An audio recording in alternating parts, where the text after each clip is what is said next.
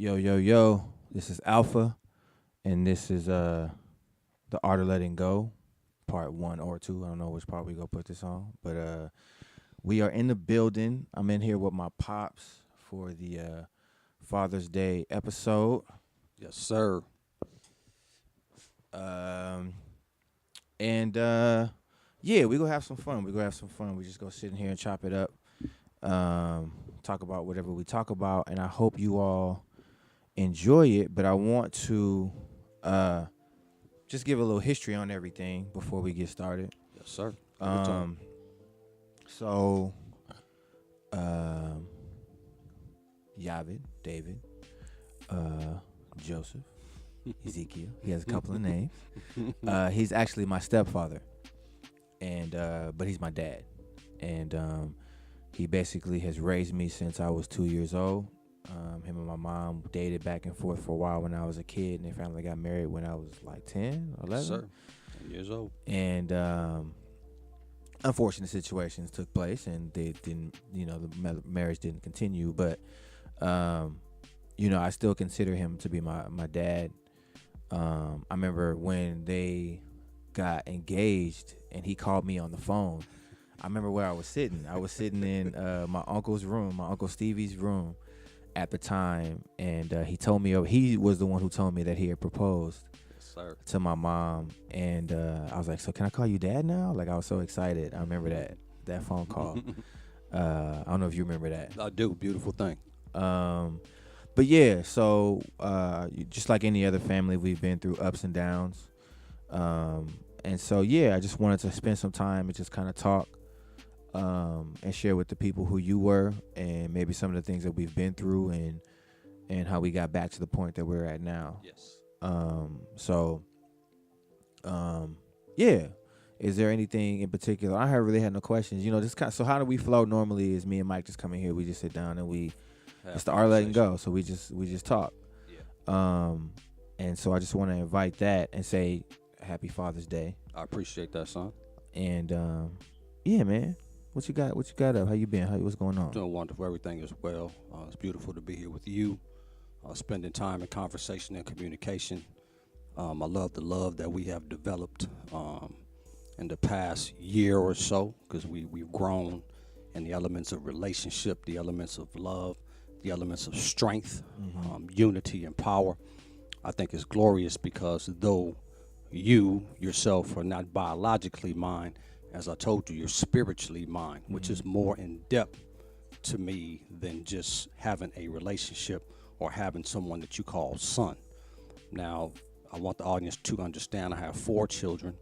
Alpha is actually my oldest, and then he has 3 brothers underneath him, in which he mentors and gives them the knowledge, wisdom, and understanding to grow in life. So that is important to me as a dad. It's the funny thing, if you see us side by side, you see us together, you're going to think we brothers. Right. Because when we swing and we hang out, everybody can't get it. They get it twisted. They don't understand that I'm dad. I'm the eldest. I'm the alpha. Yeah. And but it's all a beautiful thing. And then, just wanted you to know as my son how much I appreciate you. Appreciate your love. I appreciate your patience with me as a man and growing. You have to understand it. When I first took over in his life, I was 20 years old at that particular time, and I was coming in off of a football scholarship from Tulane University where I played football. I met his mom, and then we started dating, and then the relationship between her and I grew. But what grew even more exponentially was the relationship between Wayne and I, because he was only 2 years old at the time. So I've had the time, even being a young person and a young man at that time, barely past the age or almost past the age of 21, having to mentor a 2, 3, or 4-year-old child at that time and showing him the way, of which I didn't even know the way myself.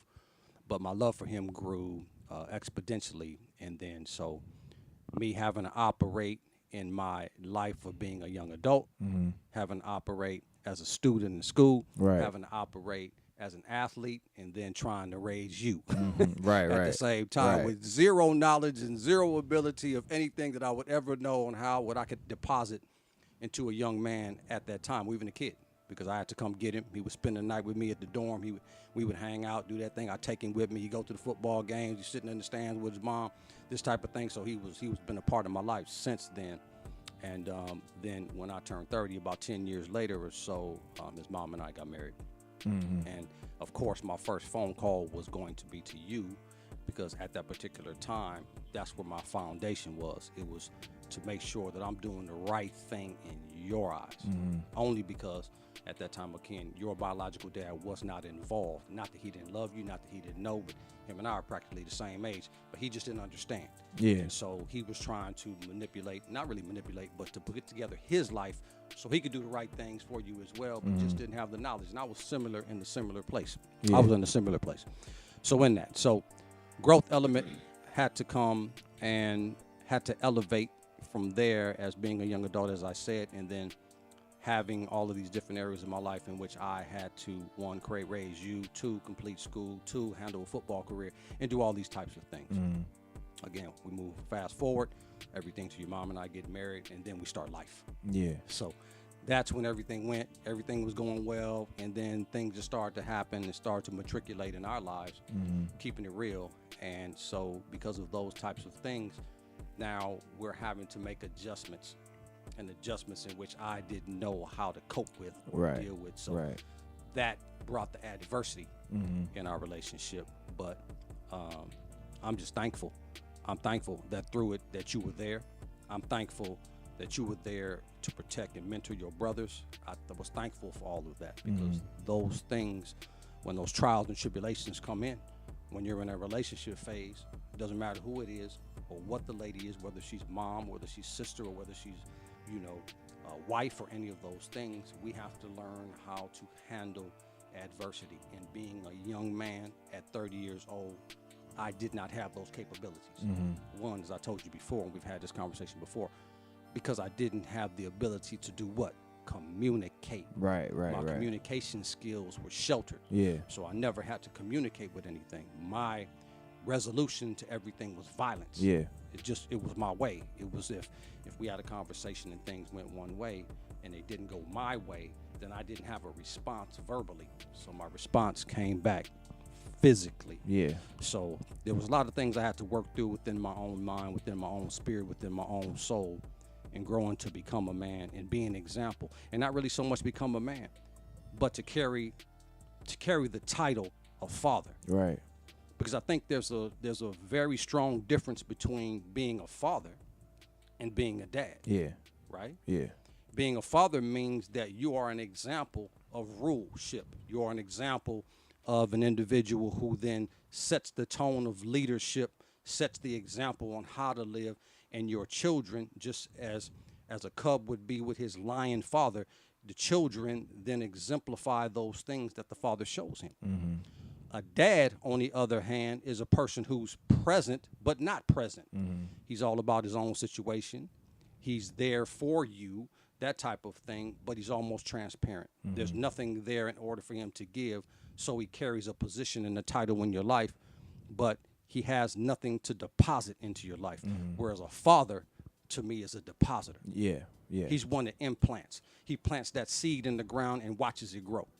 Makes a difference. You understand what I'm saying? Yeah. So these are the things that to me are important. And as a young lad and having to take on someone like yourself at a young age, biologically not being mine, but spiritually being totally mine, and having to then treat you and teach you, those things were very important to me. Yeah.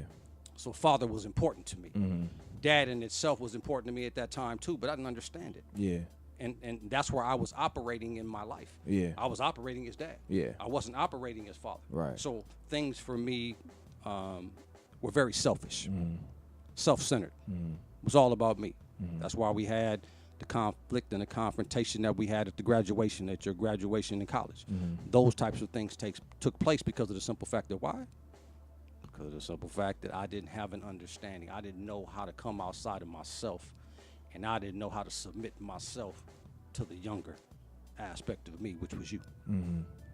So that I can go and grow and then be an example, so I can deposit and teach you how to handle through these different adversities in life. Amen. Right. Amen. And it's we've definitely had this conversation prior to this, but I do really appreciate you sharing all of that. Yeah. Like, it means a lot, for a son to hear about his father's mistakes, to be able to learn from certain things. And I remember the day that I was going to get married, you were like, "Don't do what I did."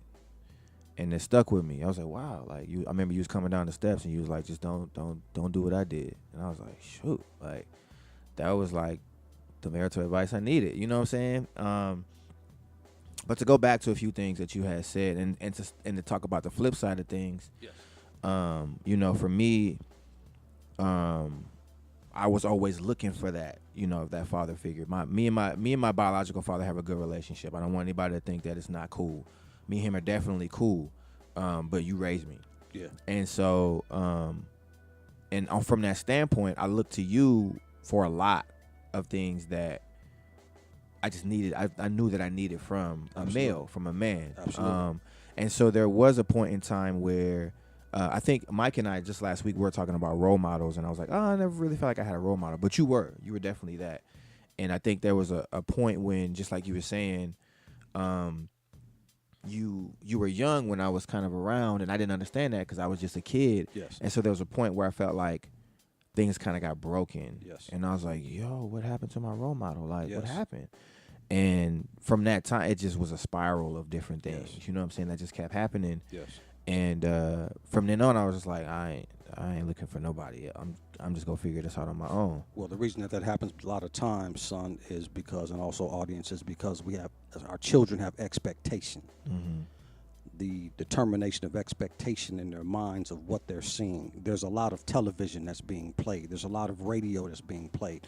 There's songs that's being played. There's things that we're watching. There's sitcoms. There's the Jeffersons at that particular time. There's the Cosby Show. There's all these things. So we see these types of families, and we look at this stuff, and we see these role models in which that's how I want why my pops is not acting like that? What is that? Well, so it goes back to what we call reality. Yeah. Right. What's real though? Yeah. But that okay. So I hear you on that, and right. I respect that because I can see how that can model and cause a chasm in kind of how you see things. Yes, sir. But at the same time, for me, because I definitely saw that. Yeah. But for me, it was like, nah, I kind of need that male attachment. Like I need because, and I think too, because with us, we had become so close when I was a kid before you married my mom. Yeah.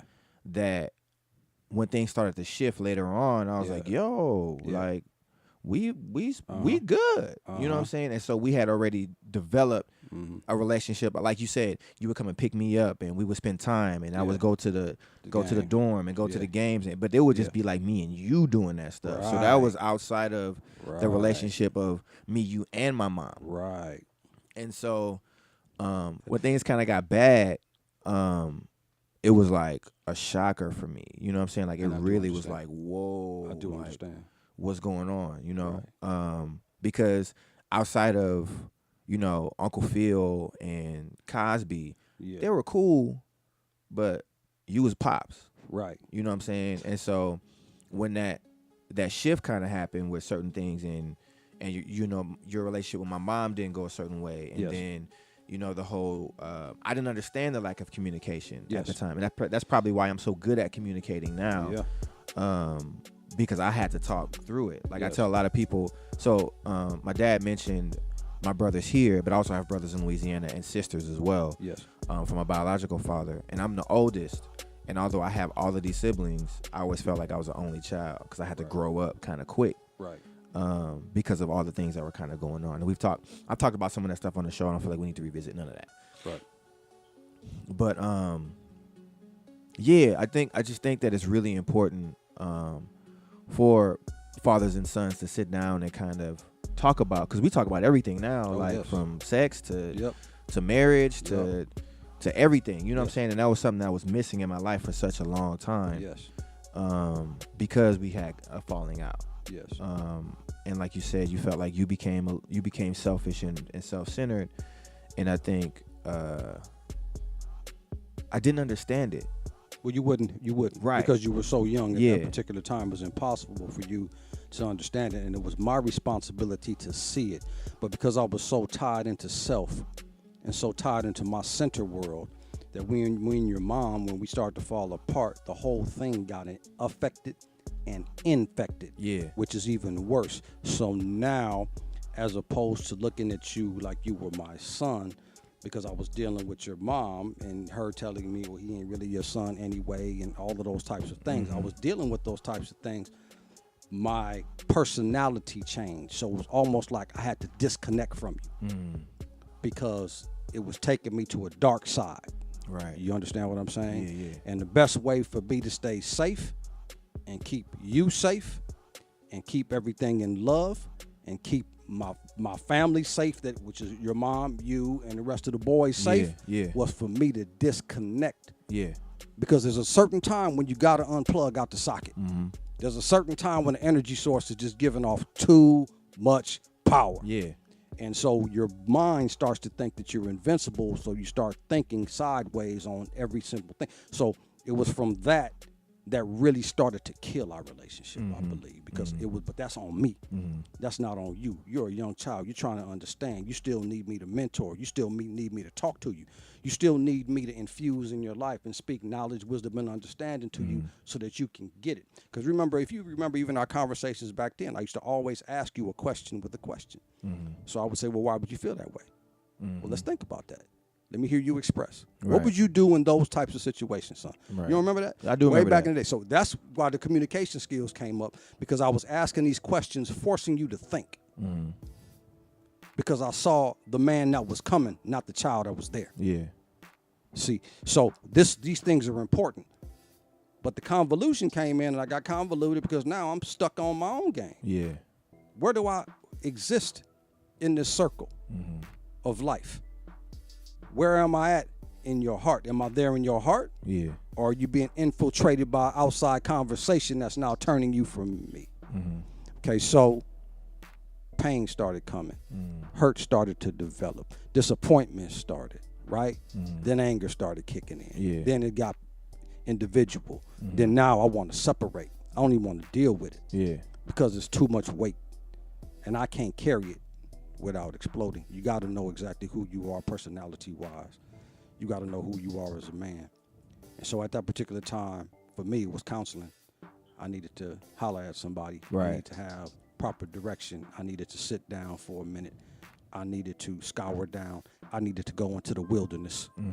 I need to go on that wilderness experience. I need to get up out and unplug from the world. I need to get out here in this deep by myself on my own island and deal with God. Yeah. You understand what I'm saying? Yeah. So that's what happened.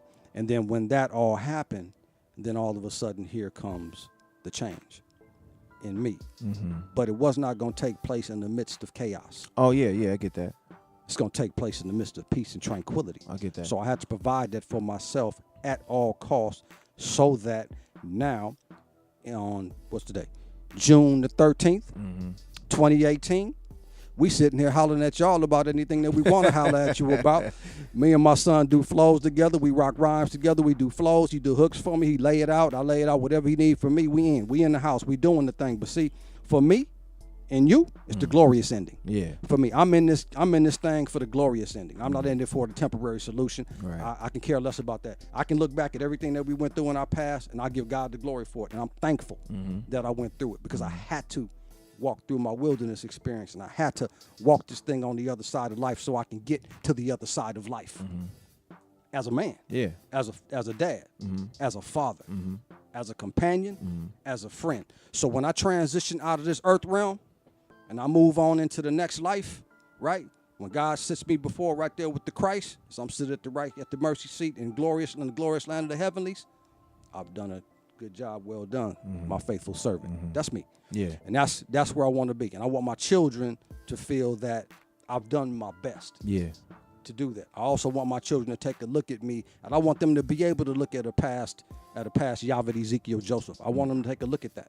And then I want them to look me into the future and see where I came from and see where I'm going. And see how much I loved you and how much I love my biological children as well. Because there is no difference between you guys. Yeah. Me and you walk a whole different walk. My love for you is exponentially a whole different chasm of my life, because I had you first. Yeah. That's why I said Israel firstborn. Mm-hmm. You see what I'm saying? You know what that means. I know y'all don't. But in that's important to me. Yeah. And the relationship that we have now is real deal. Nothing can break it. Nothing can fold it. No situation, no circumstance, nobody. Right. See? Nobody. No human body, physical body, spiritual body. It's taking me away. Period. I'm in it. And we're going to roll with it. Yeah. And right now, if we have a disagreement, we talk about it. Right. Right. You know, I don't enforce my fatherhood on him. He's a man. At this particular time, I give him my opinion. I give him what I think is best for him. Then I allow him to choose. And that's what's important. Yeah. That you make the choices. And I watch you make the right choices. And I watch you grow. And I watch you just explode life and do the things that you're supposed to do. And show the love that you're supposed to love to your wife. Show the love that you're supposed to show to yourself, which is first. And then express yourself and be able to help others. That's real talk. Yeah. That's real and talk. I appreciate that. And you know, you're right. You're right. I do appreciate all the stuff that I've been through. For the simple fact of, like you said, I am able to help others that have been through similar circumstances or that just have felt the same way that I've felt. And I do really have an affinity to like young black boys and to help them grow and to raise them. So I'm definitely thankful for everything that I've been through, even the bad stuff. Like you were saying, it taught me a lot about who to be as a man. I think that I'm just getting back to trusting again. Yes. For a long time, I felt like I lost a little bit with you before. Of course. And then there were certain friends in my life, male friends in my life, that kind of let me down. So I was like, I can't trust none of these niggas. Of course. Right. But it's starting to kind of come back. It's starting to rebuild. It's That's starting good. to and I do want to tell you as well that I see the change. You know what I'm saying? I see the change in your mannerism. I see I see how you are with Matana. You know what I'm saying? I see the difference. That's his younger brother. And my youngest brother. Right. Which could be his son. Right. That's the way this thing rolls.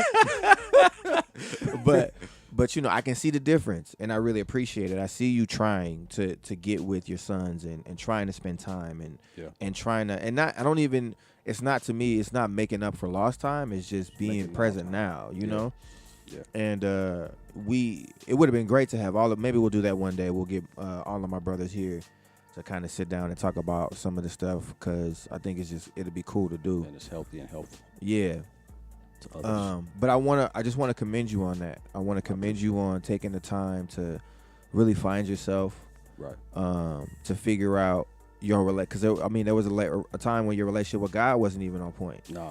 And so, you know, to commend you on that, and commend you on accepting the father side of it. Yeah. Like, you know, you were the dad thing, I think you had down packed. Yep. Like, you were there, we was cool, we was hanging out, you definitely showed love. Right. But just like you said, the father side of it is like, let me put all the selfish stuff to the side and do whatever I got to do for my kid. It wasn't sacrificial.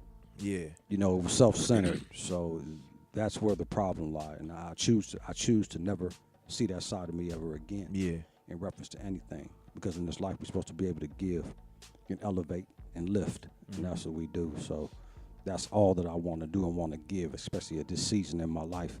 I want to be able to enjoy life. I want to be able to love my kids. I want to be able to provide for them anything that they need that's within my capable means in which God has given me, and then also to speak words of life into them, being assistance, being a help, be the go-to. Right.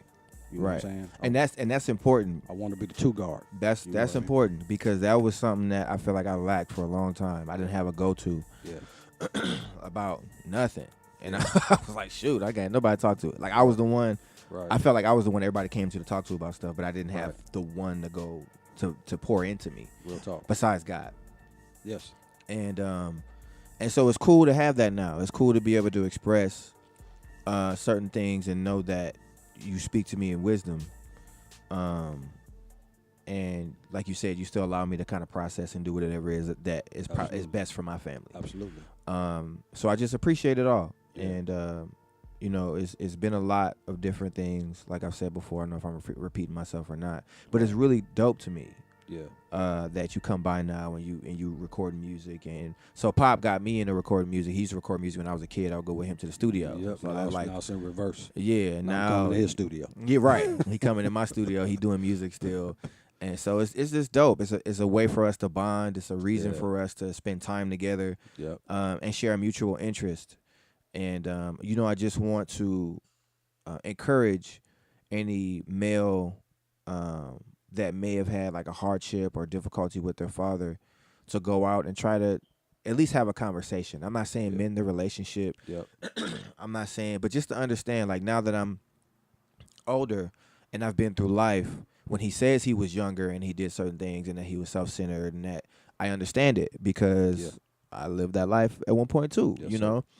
And now that I'm in a healthy relationship and I'm married and my wife is amazing, I still learn from the relationship that you were in with my mom. Absolutely. There were certain things that I saw within that relationship that I told myself that I wouldn't Never do. And so I still learned. I was still able to keep, and I thank God for that. Right. That I was able to take some of that. I definitely dealt with anger issues when I was younger. I definitely was punching holes in walls and through glass and Remember that? And wanting to fight. Remember that?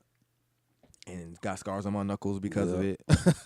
But I was a product of my environment. Of course. And that's key. Yeah, and I definitely, as I grew and I started working more in mental health and I started to understand how to cope with different things, something that you mentioned earlier, it definitely brought my anger to a lower, like I used to be bad, man. Like it used to be bad. And so I'm so thankful that it's not like that anymore.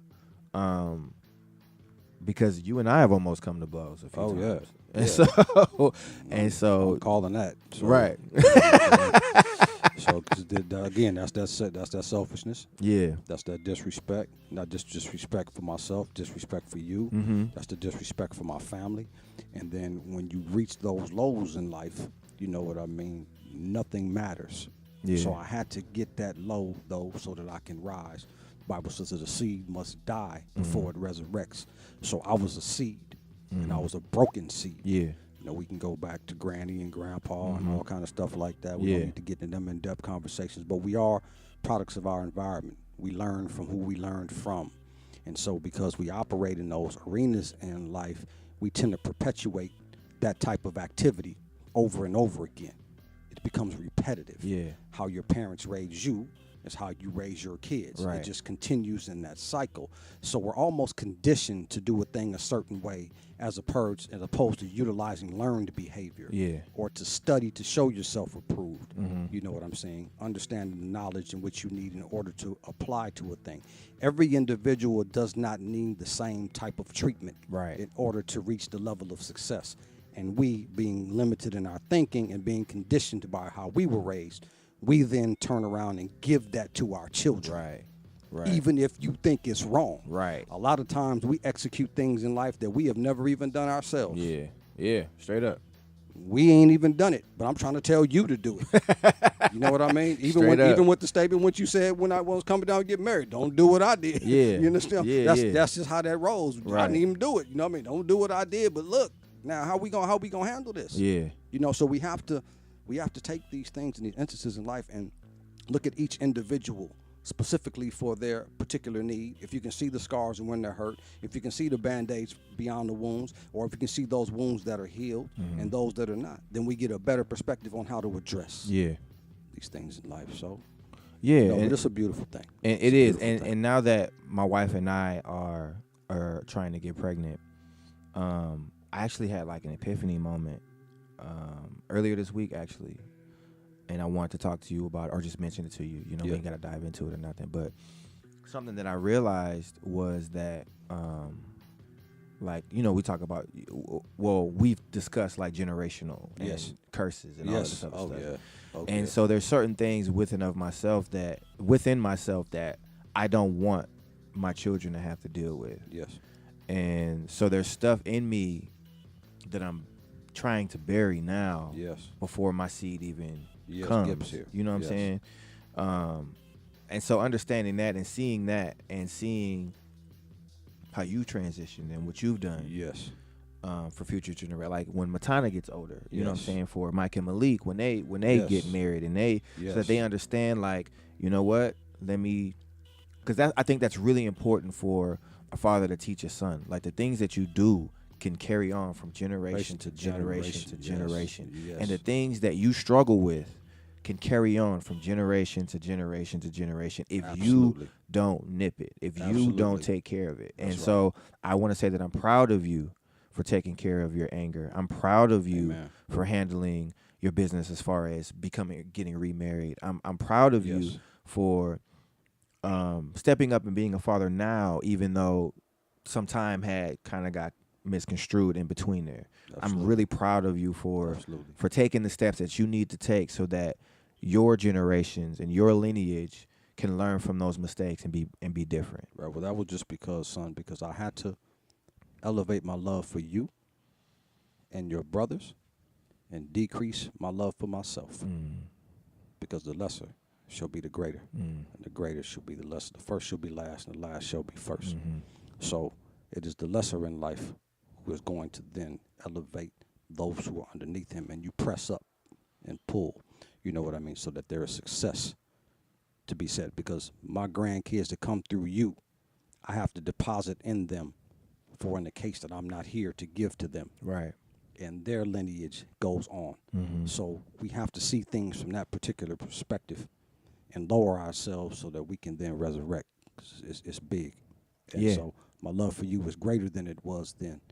And I'm able to be humble now without being offended. Yeah. The problem with humility is that, do you get offended being Right. humble? Right. Because I have to relinquish some of my manhood, or what I think is my manhood, because that's where my anger levels, temper, and violence came from, because it was something I had to think that I had to have in order to be a man. Right. Because I grew up, gangster mentality, gangster around Crips, blood, all that kind of stuff. I grew up in that whole, 60s era. I was, 6th Ave and Slauson, and we was born and raised down there, and then going over in the Fox Hills area. Now I'm out in Santa Clarita, but in that particular, coming up in that group, everything was always divide and conquer. Yeah. It just was a mentality, and I say being conditioned. Mm-hmm. And I took that thing in everywhere. And here I am, 4.0, 3.5. I always had great grades. Yeah. Killing it, right?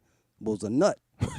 You know what I mean? Just in the head. Right. And everything was always explosive for me. And if it didn't go my way, then look, cuz we got to, this is the way it's going to be then. Right. We got to get down with it. But that's the type of thing. But just keeping it real and hoping that this can help the next man in his walk and in his struggle, so that he can grow up and be superior, because we think the superior is us governing over and overpowering. No, superior is humility and being able to be humble and speak truth. Yeah. And elevate man. That's Yeah. what we are. Absolutely. Yes, sir. So, in closing, I just want to say that I love you. Love you too.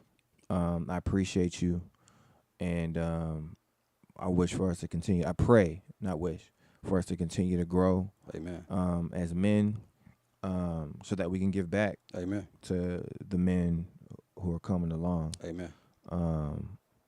So yeah, this is Alpha. And Yavid. That's right.